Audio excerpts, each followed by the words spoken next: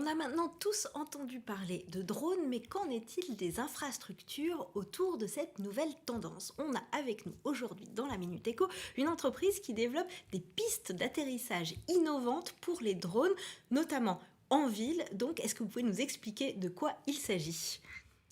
Alors, ce concept AirNova que nous développons chez Acprime, c'est un concept de bâtiment de grande hauteur en espace urbain qui va permettre d'accueillir en atterrissage et en décollage des drones transporteurs d'objets, des drones à portée médicale, mais également des drones taxis dont les expérimentations sont en cours, notamment par Volocopter et Airbus. Alors c'est vrai qu'on est habitué aux petits drones, mais si on part sur des drones taxis, ils sont plus gros et donc ils ne peuvent plus atterrir n'importe où. Et il faut aussi peut-être les recharger parce qu'ils sont électriques, c'est ça? Donc c'est vraiment de l'infrastructure. Exactement. Donc nous avons imaginé effectivement sur des bâtiments d'à peu près 30 mètres de haut, à l'intérieur d'une métropole, de pouvoir effectivement, on doit échapper en fait pour permettre l'atterrissage au vélum des bâtiments qui sont dans l'environnement, pour des questions de sécurité qu'on comprend fort bien.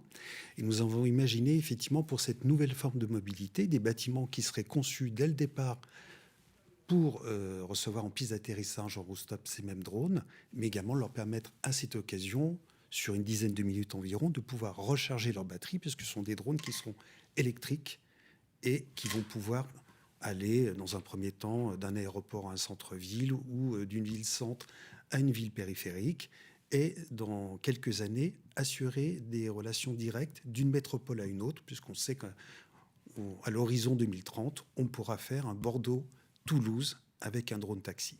Alors notamment dans le secteur de la santé, c'est ça qui peut être prioritaire?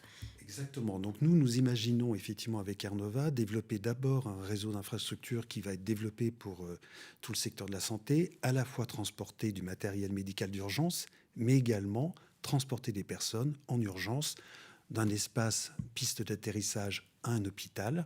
Et nous allons donc prendre contact dans les prochains mois, effectivement, avec ceux qui ont déjà des infrastructures et également les villes qui vont pouvoir accueillir AirNova en vertiport, au sol ou en étage. Alors vous venez de la promotion immobilière.